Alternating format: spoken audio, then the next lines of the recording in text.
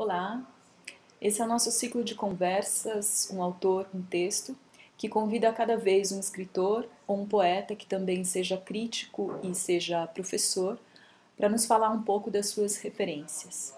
Cada um escolhe um autor, e desse autor um texto, e conta um pouco para nós de como que esse texto participa do seu processo criativo. Depois partilhamos algumas leituras. Foi um modo que inventamos para tentar nos acompanhar durante este período de isolamento e também convidar esses textos para nos fazerem companhia enquanto ficamos em casa.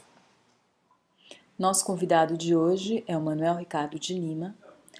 O Manuel é professor da Escola de Letras e do pós-graduação em Memória Social da Unirio. Ele é autor de diversas publicações, dentre as quais eu vou ler alguns títulos aqui para vocês.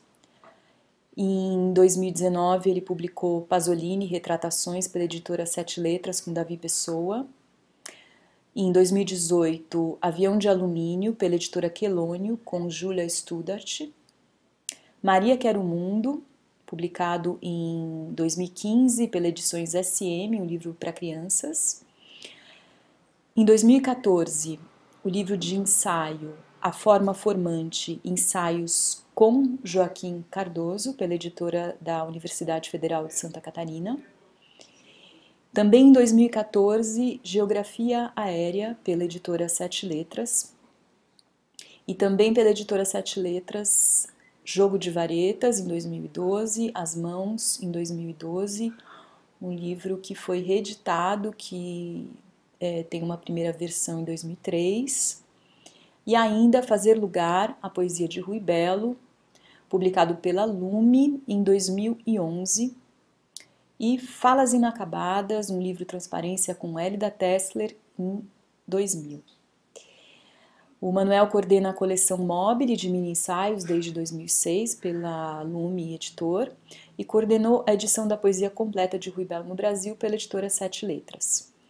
Escreve a coluna Trabalhos no Subsolo para a revista Revestress, a qual vocês veem o endereço aqui embaixo.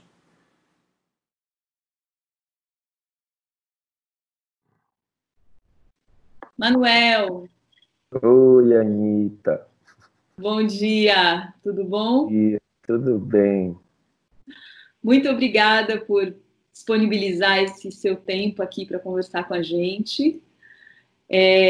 Como eu já adiantei para você, então, eu queria que você comentasse um autor que para você fosse importante, contasse um pouco como que esse autor conversa com a sua criação, como que ele conversa com o seu trabalho e por que que ele te inspira.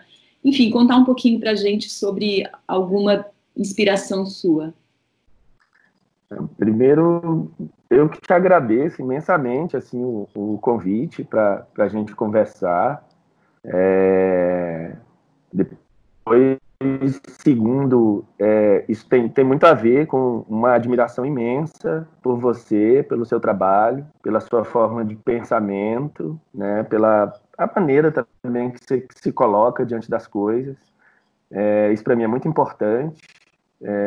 A disponibilização desse tempo a que você se refere tem muito a ver com isso, quer dizer, com uma circunstância muito amorosa, né, que a gente tem como amigos e também por conta da deliberação muito radical que eu acho que você exerce com seu pensamento, com o seu trabalho como poeta e também como professora, né? Então, isso eu acho importante dizer.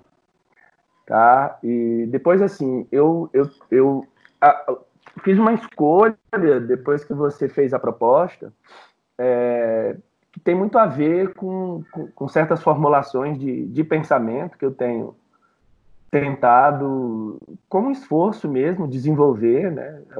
E usar no meu corpo, na minha vida.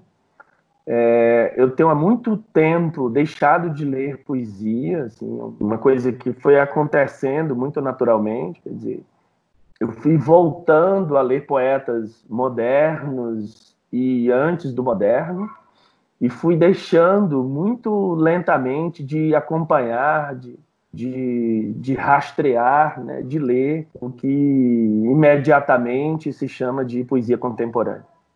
E aí eu seleciono com muito critério, ou com nenhum critério, mas um critério muito do meu corpo também, assim, o que me interessa ler. Então, eu acho que eu termino por ler os mesmos poetas ditos contemporâneos faz muito tempo, né? E me aventuro muito pouco a ler novos poetas, assim, o que é muito ruim, por um lado.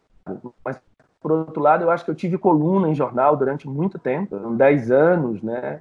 De coluna fixa, entre semanal, quinzenal, mensal. E isso me esgotou um pouco, assim, né? Acho que ali cumpriu-se uma parcela desse trabalho. Então, como eu tenho uma formação primeira também em filosofia, eu acho que eu não vou chamar de retorno, mas eu vou chamar de reencontro, né, com a potência do texto filosófico que me leva a outras circunstâncias, como a matemática, a física, né, a biologia, a geografia, a história, quer dizer, a música, né? Daí o papel também muito importante do Silvio Ferraz, né, nisso. Então, quer dizer, isso vai tomando um corpo e um sentido nos meus estudos, assim, que passaram a ocupar mais tempo e mais espaço. Então, assim, acho que há 20 e poucos anos eu estou muito debruçado, 30 anos, assim, tentar entender, né, as cifras do pensamento do Walter Benjamin. Muito debruçado, assim, e tentando entrar sempre por outro lugar, por outra perspectiva. E aí vou tentando desvendar também esses comentadores que muitas vezes são parafraseadores, repetidores desse pensamento, e ao mesmo tempo encontrar aí certas frinchas, certas brechas, né, disso. E tem sido possível, assim, né? Acho que estamos em 2020, num tempo e numa circunstância muito dolorosa. É o nosso tempo, não acho que os tempos anteriores não tenham sido dolorosos às pessoas que viveram, vivenciaram, experimentaram esses tempos, mas agora é a nossa vez, né? É o nosso tempo. Então, é o que temos. Então, aí, eu acho que, assim, para essa conversa da gente, eu pensei nele, porque se há um vórtice que tenha substancialmente alterado a minha forma de vida e a minha força de pensar, é o pensamento do Walter Benjamin, né? Mais recentemente, assim, por causa de alguns amigos e por conta do próprio Walter Benjamin, eu poderia falar do Pasolini, né? Mas o Pasolini eu acho que é uma coisa muito recente, assim, tem cerca de 8, 10 anos que leio só o Pasolini, eu acho pouco, né? Eu leio e releio, leio e releio, e me sinto, não vou dizer confortável, mas me sinto mais perto, né, de uma certa dimensão de uso do pensamento do Benjamin, porque já vão aí para quase 30 anos, né, lendo e relendo, então, assim. E agora estou aqui, né, fora de casa, longe da biblioteca e perto do Passagens, eu trouxe o Passagens, né, as Passagens de Paris, na tradução do João, quer dizer que é uma tradução que eu não li ainda, então eu vou atravessar de novo esse deserto, né, para ver no que dá. Tem algumas coisas que eu acho muito curiosas, assim, a primeira, quando são coisas que eu vou descobrindo e vou me interessando e vou tentando entrar no Benjamin por essas frinchas, né? Quando o Benjamin descobre o Jacob von Bachofen, e descobre ali uma certa teoria do matriarcado, né? Quando, numa outra ponta, Benjamin está muito interessado no pensamento de uma feminista, podemos dizer assim, do século 17, 18, que é a Claire Demar. Então, assim, esses pequenos instantes, para usar uma imagem dele, né, esses pequenos instantes de perigo, que, que, que tem muito a ver com o que me interessa também hoje, que é ler no leitor, né? Não mais ler no autor, mas ler no leitor. Então é como se, ao entrar, por exemplo, os seus poemas, eu, ao invés de ler a Anitta, a autora daqueles poemas, eu tentasse ler ali, por exemplo, Anitta, leitora de Beckett. Então, assim, né, ler a leitora Anitta de Beckett. Então, assim, e aí descobrir outras coisas, né? Ler no leitor. Então, quando Benjamin lê Ludwig Klages, lê Bachofen, lê Claire Demar, lê Ramon Gomes de la Serna, né? Quer dizer, porque é o romance que ele lê, que é o Circo, que é publicado em 17, e entre 27 e 28, 26, 27 e 28, ele está tomando nota para o Rua de Mão Única. E tem muito a ver com a leitura que ele faz do Ramon Gomes de la Serna. Então, quer dizer, isso. E aí eu tenho que ler esse romance do Ramon, e isso me leva para um passeio muito caudaloso, porque me obriga também a ler o Ramon leitor. Então, quer dizer, isso me dá um trabalho infinito, prazerosamente infinito, que é ler para trás, anacronicamente, para poder ler o presente, que é a tarefa do Benjamin. Então, isso quer dizer, isso incorre numa biblioteca infinita, que me retira do que o Pasolini chamaria de o contemporâneo imediato, né? Então, o contemporâneo imediato vai me interessando cada vez menos, porque eu chego a imaginar, Anitta, a partir de uma carta que o Ítalo Calvino faz ao Paese Cera, em 1965, porque ele foi convidado para um debate para discutir o romance, Pasolini, Sanguinetti, salvo engano, Moravia, e o Calvino se recusou a participar do debate, né? Então, ele manda uma carta para o Paese Cera, e essa carta é publicada uma semana, 15 dias depois, enfim, não sei exatamente agora. E aí ele diz no final dessa carta que discutir o Requiem do romance não faria sentido para ele, mas que porque ele entende que a gente precisa falar menos, publicar menos, para tentar entender as coisas como elas estão. Então, eu acho que hoje estamos muito apressados em nos lançarmos às coisas como elas estão e tentar entender muito imediatamente o tempo em que estamos, e por isso falamos demais, escrevemos demais, publicamos demais. Então, eu acho que essa pequena fagulha que eu tomo do Calvino como lição e aprendizagem, ela não sai da minha cabeça. E é muito interessante que no debate, já que falei dele, Pasolini é o que fala menos, mas é o que mais diz. Percebe? Então, daí para mim essa diferença muito crucial e radical, severa, entre falar e dizer, né? Quer dizer, daí que em alemão o poeta seja o Dichter, né? O dizedor, né? Porque o poeta é aquele que diz ou tenta dizer, não aquele que fala, né?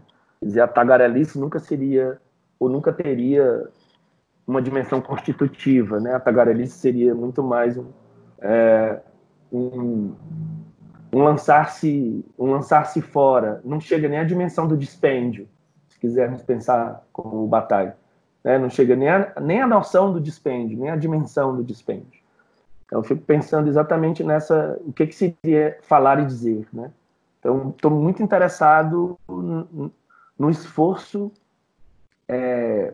do corpo daqueles que, de algum modo, tentaram dizer, né? E não nessa rapidez categórica da glória, Osman Lins, né? Do ideal e da glória, dos que falam, né? Então, não dá, eu não consigo perceber o quanto um relato pessoal diz. Me parece que o relato pessoal sempre fala, né? E eu não faço, não me imagino fazendo parte politicamente dos que querem falar, né?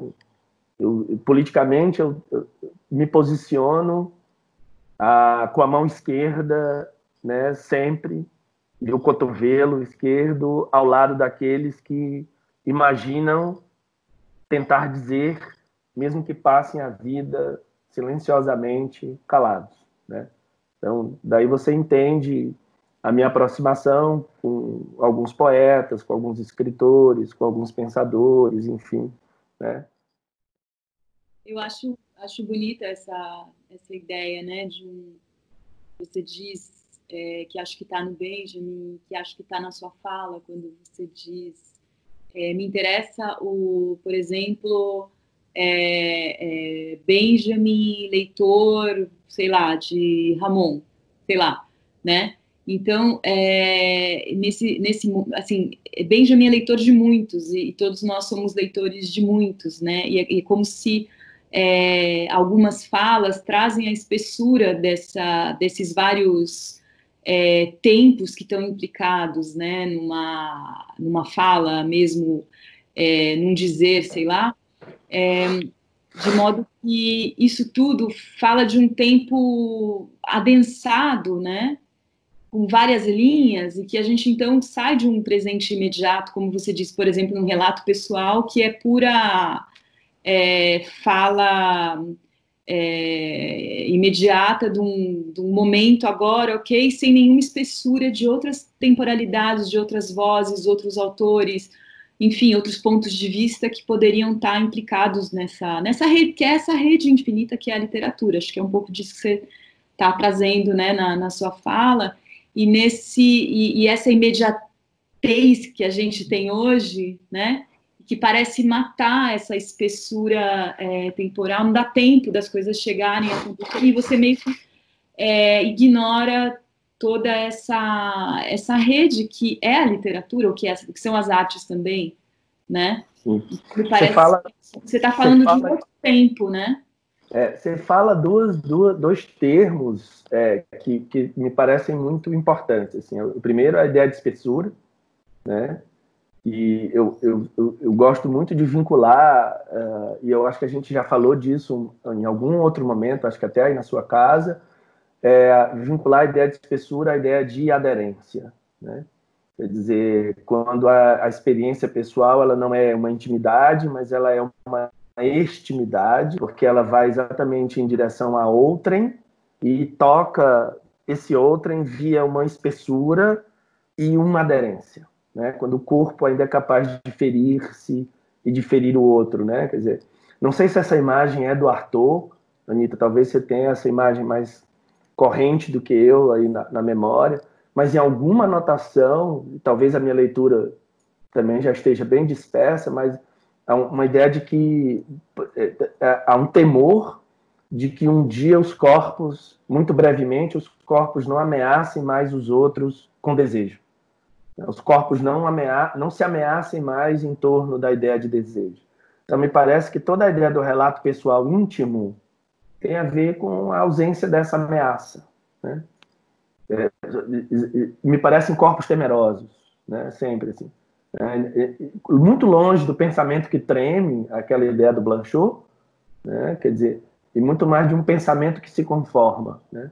Então, é melhor eu ficar aqui no meu pensamento conformado em torno do mundo ao meu redor do que tocar a espessura do outro, aderir ao outro e nesse caminho ser conduzido por uma linha de desejo que pode me desviar completamente e até me matar. Isso é a primeira coisa que eu acho incrível, assim, que você lembra. A outra é a questão do ponto de vista, né? Que esse era o problema, me parece, do cinema primário, né? Digamos assim, não no sentido do primeiro cinema, né? Assim, onde colocar a câmera, né? E aí, a partir do momento em que onde você coloca a câmera, você tem uma questão do ponto de vista, né? No momento em que você pega, sei lá, um cineasta como Godard, ou um cineasta como Glauber Rocha, e agora mais recentemente um cineasta como Pedro Costa, o português, aí parece que a pergunta ganhou uma deriva insólita, quer dizer, Não é mais onde, mas é quando colocar a câmera. Né? E aí, acho que o Pedro Costa até estica mais. Por que colocar a câmera? Né? Não é nem só quando, mas por que colocar a câmera? Quando colocar a câmera? Como colocar a câmera? Então, essa questão onde colocar, que era a questão do ponto de vista, que me parece ser exatamente a circunstância medíocre da poesia mais recente, de uma forma quase generalizada, nesse imediato pessoalrizado, ainda está tocando, quer dizer, aquilo que o cinema já implodiu, né? Tanto que o próprio Pedro Costa vai dizer, que incomoda muito a ele, isso ele diz numa aula em Tóquio, na Escola de Cinema de Tóquio, ele faz a abertura do semestre, do período, e é 2004 isso, e lança algumas questões para os ouvintes ali, alunos, professores, enfim, e uma delas é essa, que se incomoda muito quando percebe que alguém vai ao cinema ver-se, né? Quer dizer, vai ver um filme e quer ver a si mesmo, então sai do cinema dizendo alguma coisa como, me identifiquei muito com aquele personagem ou aquela personagem. Ele diz que enquanto o espectador está diante dessa perspectiva, ele nunca vai ver o filme. Né? Quer dizer, ele sempre vai ver apenas a si mesmo. Então, ver-se na proposição éstima lacaniana é ver-se vendo, né? Ver-se vendo, né? Vendo o outro, né? Ver-se se vendo e vendo o outro. Não é só ver-se a si, né? Então, daí que essa ideia de identificação, identidade, enfim. Bom, isso é outra questão, mas... Mas tem tudo a ver com isso que a gente está falando, da ideia de leitura, né? Porque eu posso ler, quer dizer, o Manuel Leitor de Benjamin, né? O que é o Manuel Leitor de Benjamin? Ele pode ser... a gente pode ser... podemos ser leitores que buscam se identificar e se confirmar numa leitura, ou a gente pode estar indo em busca de uma leitura como modo de se livrar de si, às vezes, né? E, enfim, e aprender outros modos de viver, de ver, de sentir, né? São modos diferentes de se abrir, de abrir o corpo à leitura, né? Então, é nesse sentido que eu peço para vocês escolherem um texto, um trecho, alguma coisa, enfim, que vai ser um entre muitos, mas que pode dar um pouco desse tom, desse lugar, né, de alteração. Eu vou ler aqui, eu separei dois do Benjamin, são curtos.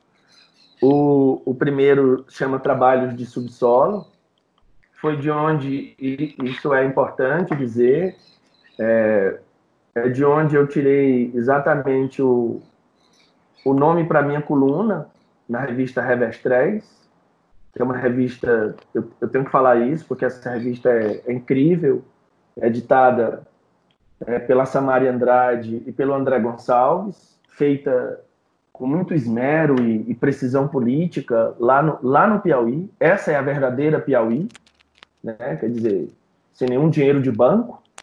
Né? Então, essa é a verdadeira Piauí, importante dizer isso. E aí eu tirei desse pequeno fragmento de 6 linhas, o título para a coluna que chama Trabalhos de Subsolo, que era exatamente usar a coluna para dar a ver trabalhos de subsolo. Né? Então, o texto diz assim, essa não é a tradução do João Barrento, que é a que eu mais gosto, essa é aquela tradução antiga, publicada no Brasil nos anos 80, mas eu estou só com ela aqui à disposição. Então ele diz, Trabalhos de Subsolo. Em sonho, vi-me em uma região erma, era a praça do mercado de Weimar.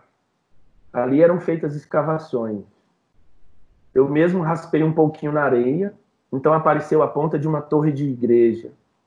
Extremamente alegre, pensei comigo, um santuário mexicano do tempo do pré-animismo. O Anak Witzli, acordei rindo.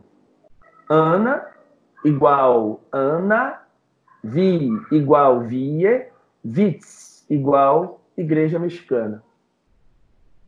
O outro texto que eu separei também pequeno, é um texto que eu gosto muito, que se chama Após a Conclusão. também é curtinho, e ele diz assim, bom, após a conclusão, com frequência se tem imaginado a gênese das grandes obras na imagem do nascimento. Esta imagem é dialética, abrange o processo por dois aspectos. Um tem a ver com a concepção criativa e se refere no temperamento ao feminino. Este fator feminino se esgota com a conclusão, dá vida à obra e então se extingue. O que morre no mestre, com a criação concluída, é aquela parte nele em que a obra foi concebida. Mas eis que a conclusão da obra não é uma coisa morta. Isto nos leva ao outro aspecto do processo. Ele não é alcançável pelo exterior. O polimento e o aprimoramento não podem extraí-lo à força. Ele se consome no interior da própria obra. Aqui também se pode falar de um nascimento, ou seja, em sua conclusão, a criação torna a parir o Criador, não segundo a sua feminilidade, na qual ela foi concebida, mas no seu elemento masculino. Bem-aventurado, o Criador ultrapassa a natureza, pois esta existência que ele recebeu pela primeira vez, das profundezas escuras do útero materno, terá de agradecê-la agora a um reino mais claro. A sua terra natal não é o lugar onde nasceu, mas sim, ele vem ao mundo onde é a sua terra natal.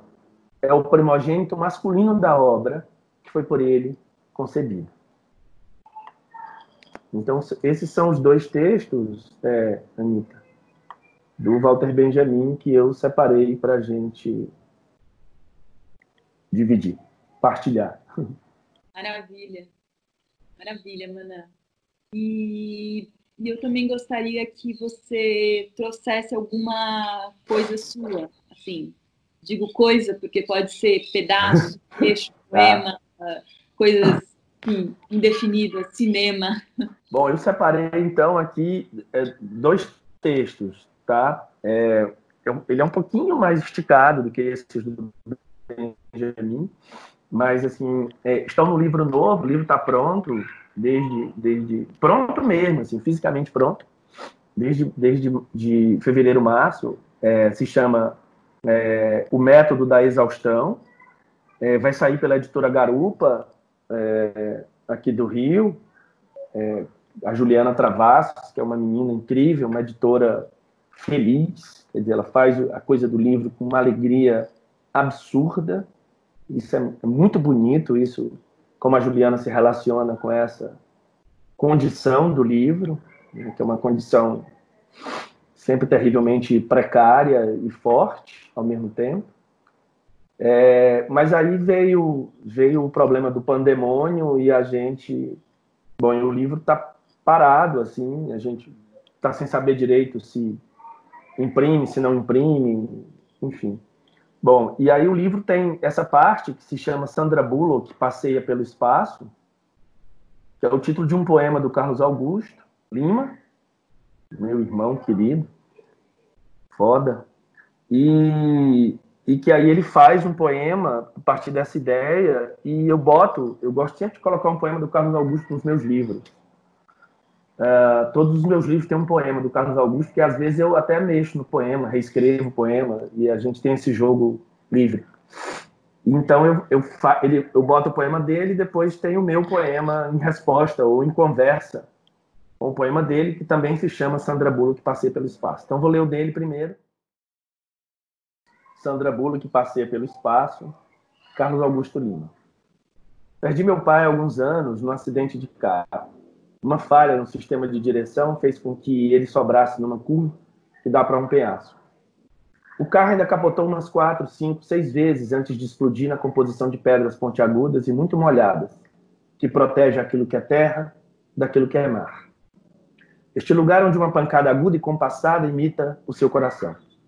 4 câmeras filmaram o acidente, simultâneos de diferentes ângulos.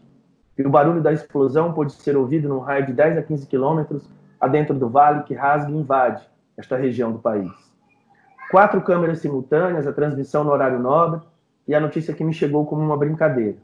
Tenho 2 notícias para te dar, uma boa, outra ruim. Só havia aquela ruim. Ora, de boas novas e notícias porcas, O mundo está cheio. É o que dizem. A notícia era um soco forte no maxilar e mais outro nos rins. Bem nos rins. E ao saber da morte cinematográfica de meu pai, me senti como Sandra Bullock, vagando pelo espaço, suspensa, tentando uma direção, entendendo que o combustível de seu jetpack já se fora. Eu sou Sandra Bullock, vagando pelo espaço depois de um acidente estúpido provocado por um míssil russo, e no mesmo dia recebo um cartão postal em que estava escrito nele: eu queria te dizer, e que tu soubesses muito bem, como são precisas, altas e incansáveis, as vozes das ondas dos Açores. Ninguém assina, mas ao que parece sei muito bem de onde viera.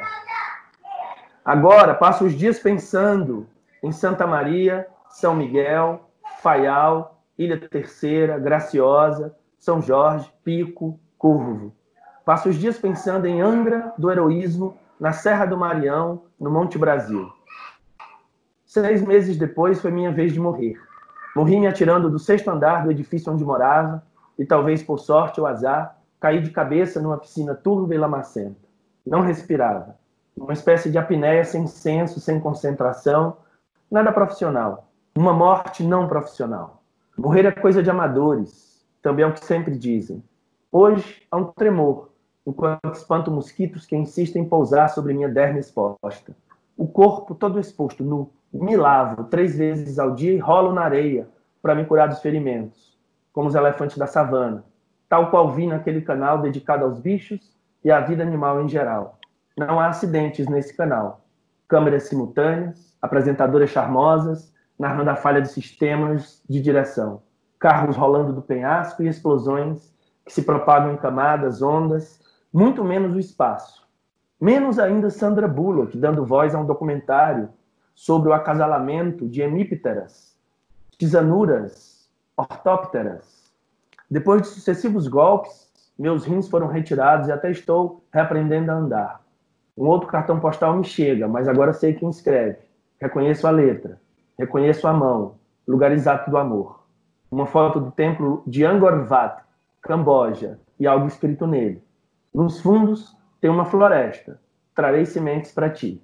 Há exatamente uma semana, não me desespero. Bom, esse é o poema do Carlos Augusto Lima. E aí eu vou ler agora uma espécie de conversa com esse poema, só para dizer também, acho isso importante, assim, já apontar, todo esse projeto de... Esse é o livro maior em tamanho que eu fiz, tem quase 200 páginas. São 12, 13 poemas, já nem me lembro.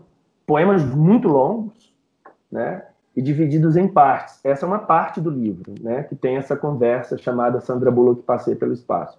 E todo o projeto do livro é escrever sem eu, sem meu, sem mim, né? Retirar toda a ideia da primeira pessoa e principalmente da ideia da propriedade privada, que vem articulada pelo uso dos pronomes possessivos, né? Quando se diz meu amor, minha casa, minha vida, enfim, você vai aí assumindo a propriedade privada, né? Então a ideia era um pouco abolir a propriedade privada.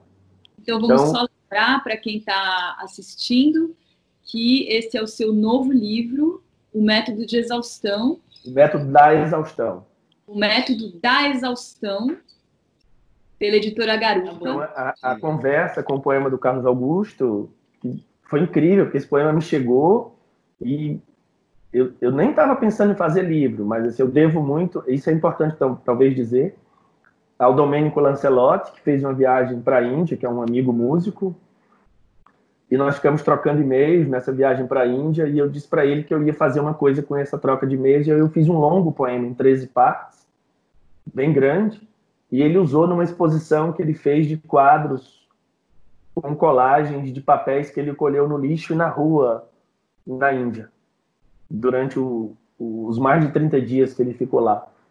E aí eu disse, então agora eu acho que eu posso começar a pensar num livro. E aí quando o poema do Carlos Augusto chegou, de fato, eu disse, agora eu posso começar a pensar num livro, que agora eu tenho um caminho por onde ir. Né? E é isso, quer dizer, você sabe, eu escrevo pouco, né?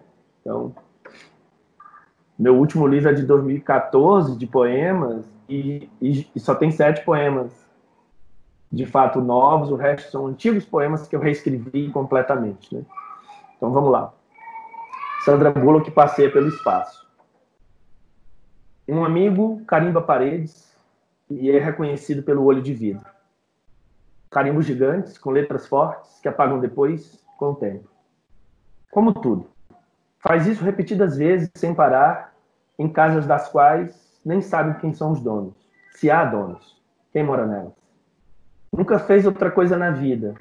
Um dia, sorrindo desconfiado e cansado, retira uma cadeira do bolso, como fazia Vion, senta-se no meio de uma sala, com janelas abertas em direção ao relógio da estação central, vagabunda, fedida e hostil, saca papéis da mochila, são poemas. Crimes que não existem mais.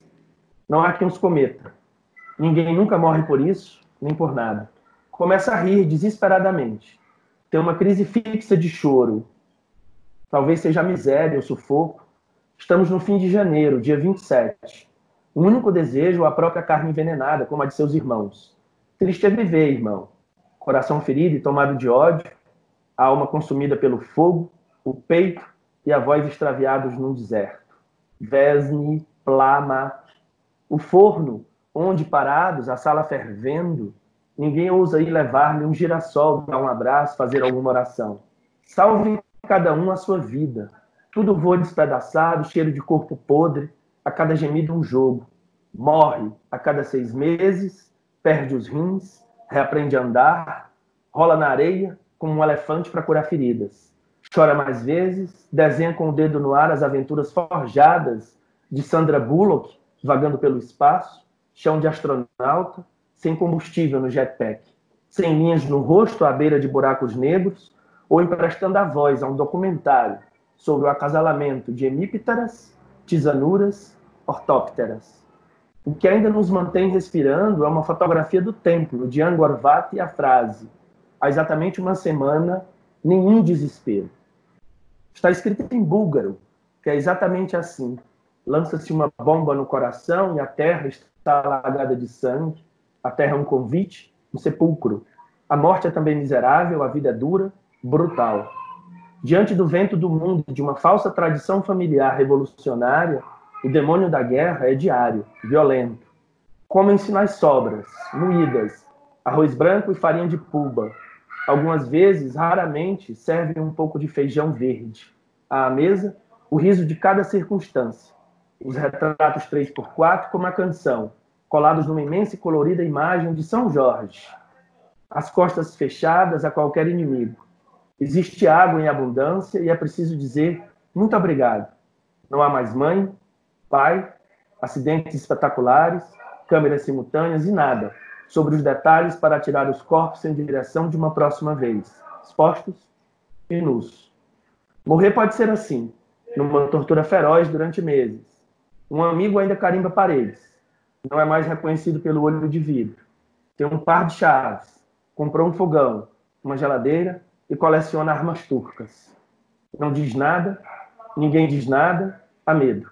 A paz ainda nasce na rua, na fuligem, nas máquinas. A vida se remenda numa luta por pão, sonhos vazios e uma poeira que recobre a tudo. Drama, resto, miragem. Se hoje de cor aparece a letra do outro, é porque a mão é quase a mesma. Áspera. É isso. Tá? Muito obrigado, Anitta. Fiquei muito feliz. Foi um vento, tá? No dia. Um bom vento nesse dia, assim, me deslocou dos dias todos iguais. Assim, muito obrigado. Agradeço imensamente, assim, parar aqui 1 hora com você para falar de pensamento e para ler alguma coisa, viu? Muito obrigado imensamente. Foi muito bonito. Muito bonito isso que você está fazendo. Agradeço imensamente essa janela que você trouxe aqui para mim também hoje, viu? Tá bom. Pena não estarmos mais juntos, estaremos. Estaremos já. Um beijo, Anitta. Grande beijo. Até já.